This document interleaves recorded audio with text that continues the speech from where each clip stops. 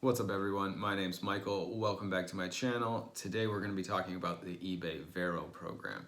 Now the eBay VeRO program is to protect intellectual property. So basically you can't sell knockoffs, you can't sell counterfeits, and you can't use brand names if you're not actually specifically selling that. And we will get into some we'll get into some examples of that. But I had never really had many issues. I've had a few run-ins with the VeRO claim before. One time it was my fault. I was listing I'm not sure if it was a Planet Hollywood or a Hard Rock Cafe shirt, but it was a vintage one. It was an old one. It looked good, but I didn't really do my due diligence, and it was a city in Europe that they don't actually have a Hard Rock Cafe there. So that had gotten removed because clearly it was counterfeit, and that was my mistake. So tip number one, if you're selling Planet Hollywood or Hard Rock Cafe things, make sure they actually have a restaurant in that city.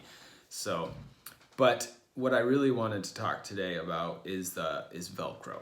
Yes, it's not Velcro, it's hook and loop fasteners. That's what you want to put in your title or in your description, or just use the word straps.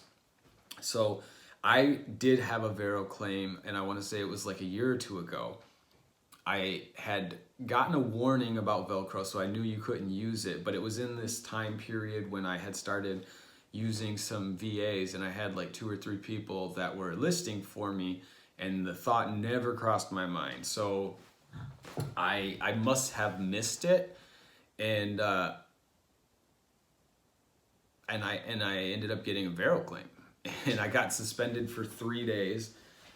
And the first time you get that email, it can be very difficult to understand, and there's not links, and then it seems like whatever listing they're pointing at just disappears, and it's tough to fact check. But I wanted to make a simple video to just to give you some plain advice. Now, I'm not a lawyer, this isn't legal advice, this is just what I did.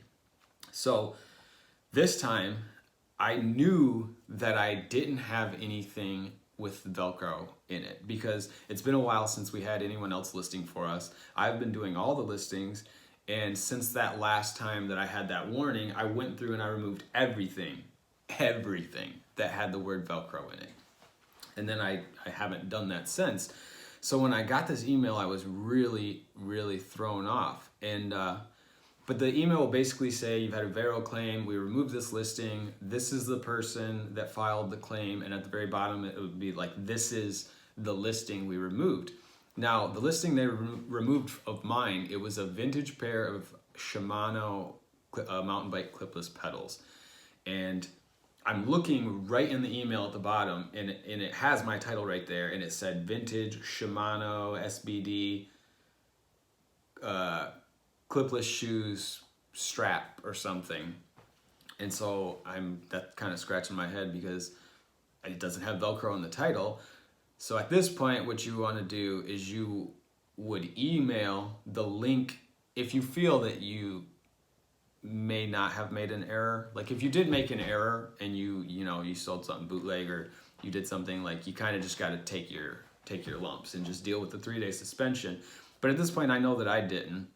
And sometimes there's scammers, and there's VeRO claims that aren't legitimate. So if you think that's the case, what you want to do is you want to email whoever filed the claim. At this point for me, it was Velcro, so I emailed them and I said, I had learned about this in the past. I removed everything. I know that I didn't have this.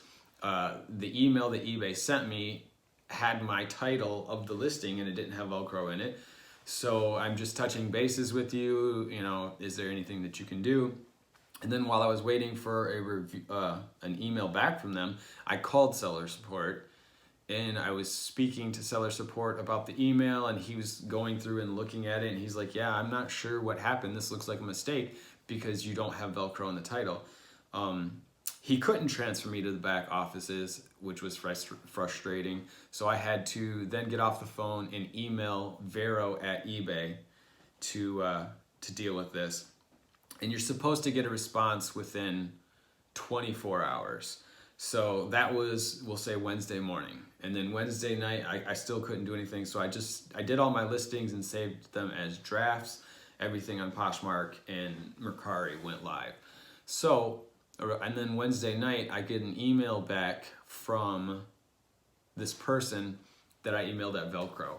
And they said, you know, this was the listing that we removed. I've attached like a screenshot, and he didn't really say that he could do anything. He didn't say that it was a mistake. He just said this was the listing we removed, and here's the picture. When I pulled it up though, everything was in French. It was my pictures, and the only word that I could read in the title was Velcro. So I was a little confused. I emailed him back again and never heard anything back.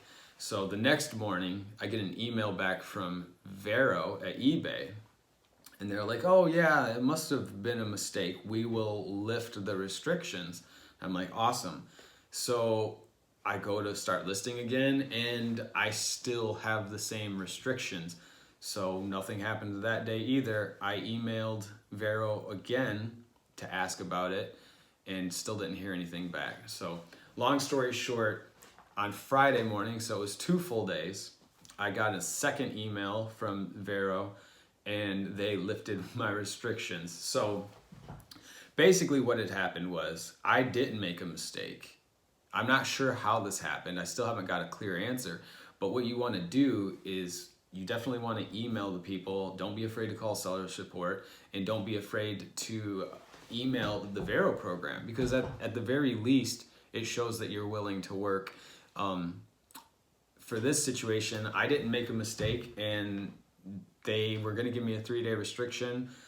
Even after proving I didn't make a mistake, I still got the 2-day restriction, but at least it will be on record that, you know, I reached out, I emailed, and that they have on record that I didn't make that mistake. So heaven forbid that it comes up again in the future, it won't be like a second strike. So I'm going to attach a file in the or a link in the bottom so that you can pull up the VeRO program on eBay and kind of check out the brands, get an idea what you want to look out for.